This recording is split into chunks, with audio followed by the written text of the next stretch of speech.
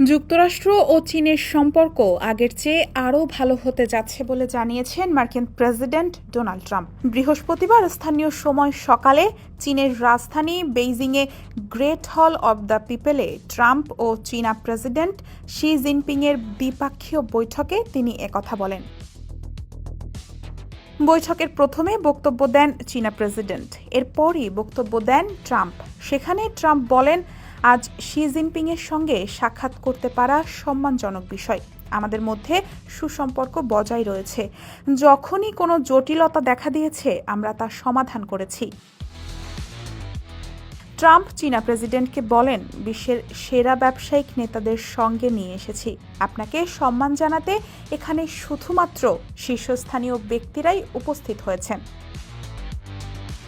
এর আগে উদ্বোধনী বক্তব্যে শি জিনপিং বলেন, সারা বিশ্ব আমাদের এই বৈঠকের দিকে তাকিয়ে আছে।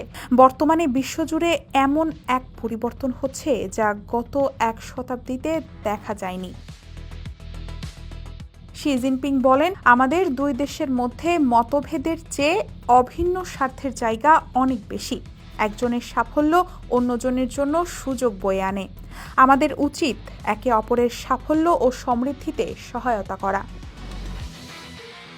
ট্রাম্পকে তিনি আরও বলেন, আমি আপনার সঙ্গে একযোগে কাজ করতে চাই, যাতে চীন যুক্তরাষ্ট্র সম্পর্কের এই বিশাল জাহাজটিকে সঠিক পথে পরিচালিত করা যায়।